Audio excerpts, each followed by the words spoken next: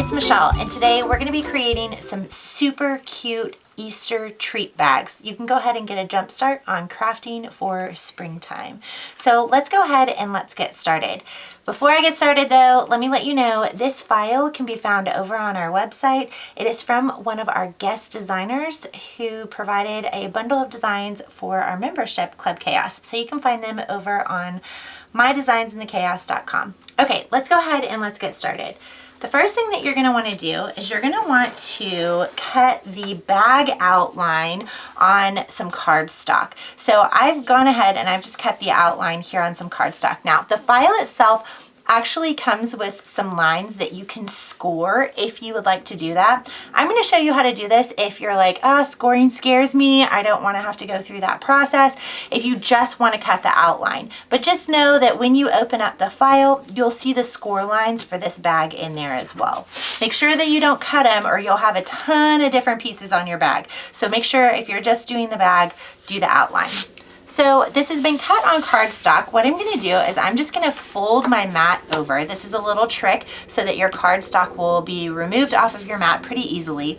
First of all, before you put your cardstock on your mat, you want to take your mat and maybe put like a t-shirt or a cloth to kind of make it not as sticky when you're using cardstock.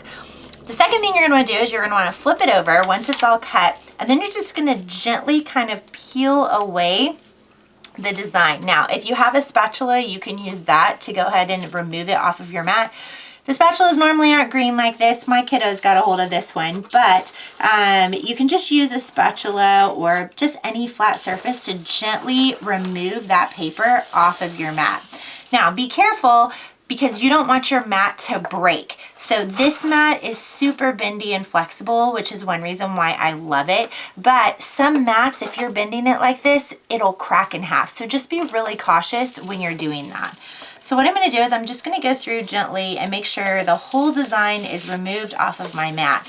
Now, the reason why I would do this also is because you don't want your design and your paper to end up being all rolled. If you pull it off of your cutting mat, like you take it and pull it off of there, it's going to have a roll to it. And so that's going to make it really hard to craft with that particular project. So I'm going to go ahead and I'm going to remove the extra paper that I don't need. Kind of all the pieces should gently kind of come off of there. And then it looks like I kind of have a little bit of some extra pieces there. So clean up those edges, just make sure they look nice, crisp, and clean. And you can see when I was peeling it up, it kind of ripped. So we're going to put that on the inside of the bag. I'm also just going to take a little bit of Mod Podge and flatten it out there so that you can't even tell. But that's going to go on the inside of the bag. Now, what we're going to do next is we need to do the exact same thing with this outside piece, that bunny outline. So that way we'll have everything cut and then we can start assembling and folding it. So let's go ahead and let's grab that bunny paper piece as well and get that out here on our space.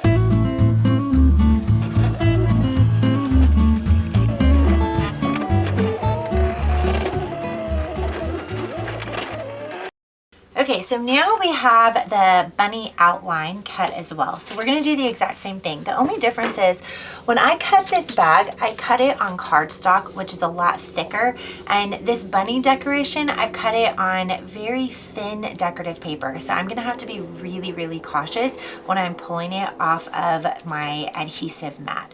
Now you can see on this example bag that I made, I kind of flip-flopped it. I did the cardstock as my decorative piece, and then I did this thinner paper as the bag outline itself. As I was doing that, the handle ripped a little bit, and so I decided to go ahead and flip-flop those so that the bag itself is made out of the sturdier material. So I encourage you, experiment with it and kind of see which one. There's lots of fun patterns that you can do with those two different elements. So let's go ahead and let's flip this over and see if we can get that decorative piece out to really make our bag pop. Now, if you really wanted to get crazy on your design, you could also, add a name or something to the other side. All you would do is open up the file and type in the name on your cutting software and then have maybe your Cricut. You can either write with it or you could have it you could adhere it with some vinyl. Lots of fun things that you can experiment with these little bags. But for today, I'm just keeping it super simple and we're just making the outline itself. So again, I'm just going really slow and steady here to remove that bunny piece off of my cutting mat.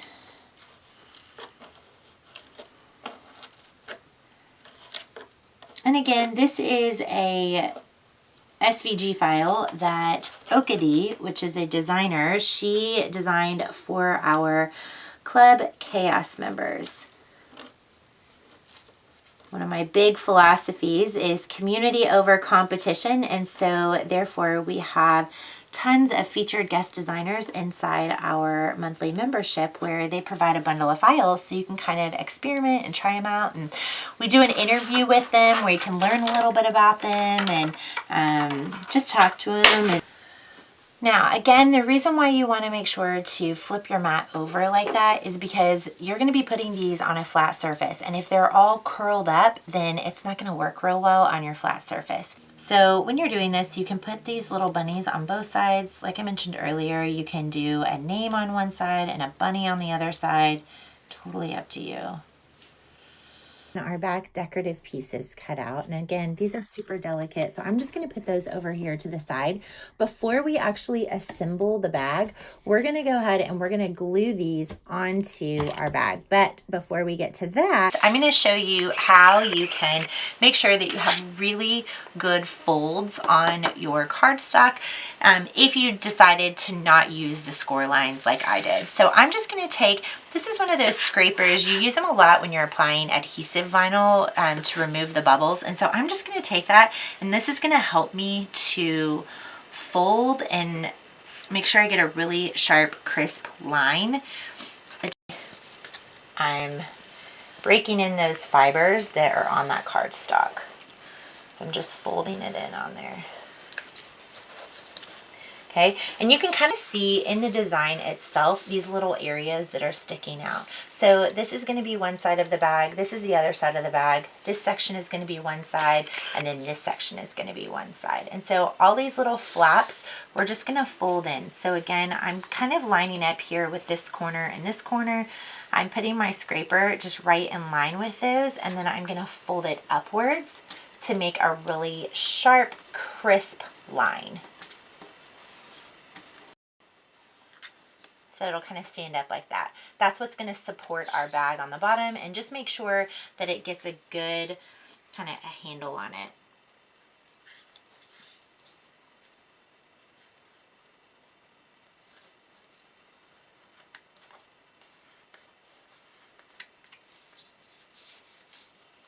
I'm going to do the same thing here across the bottom. Line it up and fold it up.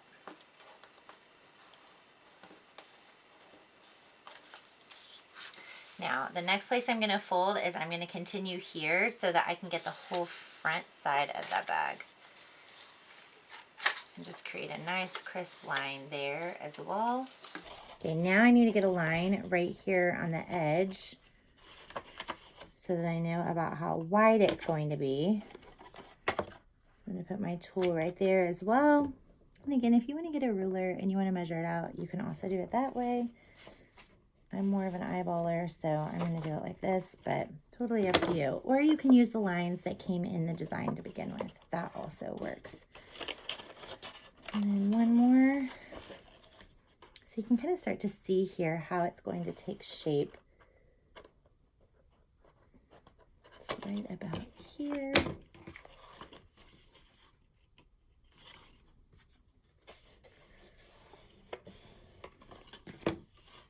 So you can see how our bag is going to take shape, and we need one more line across the bottom so we can fold that part up and over.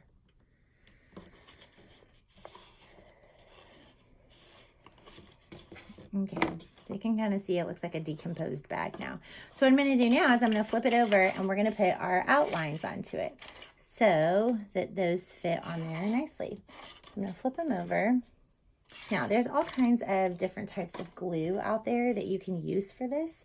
I'm just using some Mod Podge that I'm going to just generously paint on there so that it stays really well, but you find a glue that works for you. I'm going to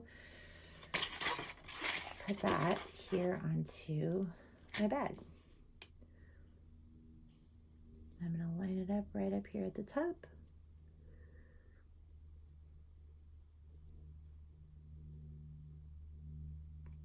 And place it on there.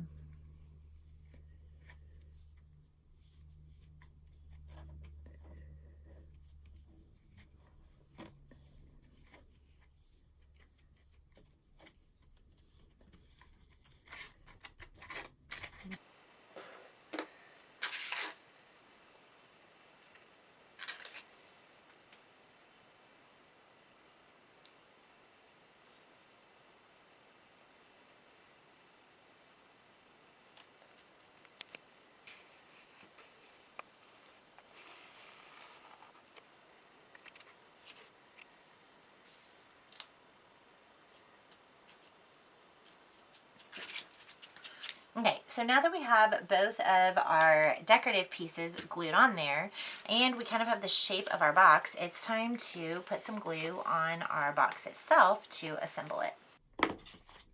Okay, so now I'm going to flip it over and I'm going to put some glue onto these tabs. They're all sticking out. I'm going to be pretty generous here so that way it can adhere really well.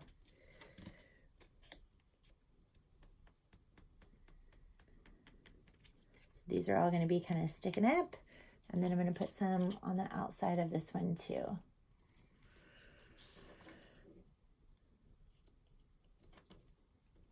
And we're going to put it together. We're going to fold this one up and fold the bottom piece over, and then just give it some pressure right down there at the bottom. And then do the same thing for the next side. So fold that next side over. I'm just using my finger and my thumb to kind of put a little bit of pressure there at that bottom piece. And I can do it from the top too. For this last side, I'm going to take this little piece and I'm going to tuck it in between. You can see this edge and this piece, it's like a little V. I'm going to take this and I'm going to tuck it right in between there so that it matches up in two places across the bottom as well as right here. I'm going to put a little tiny bit more glue right here on that bottom piece. And then tuck it in there. And then I'm going to do the same thing I did on the other sides with the bottom. I'm just using my finger and my thumb and I'm putting some pressure to make a little bag at the bottom just so that it adheres really well. And then you got to give it some time to let it dry. So don't try to go stuff a bunch of stuff in it while it's still wet or it will fall apart and you will be frustrated. And we've now got this super cute little bunny bag. Okay, now that it's dried for a minute, let's go ahead and stuff it full. So I just got this little paper shred from Dollar Tree. You can get it in all kinds of different colors. Purple is my favorite color, so that's what I'm going to be using. I also think that it kind of reminds me of spring. These would be super cute as gift card holders even.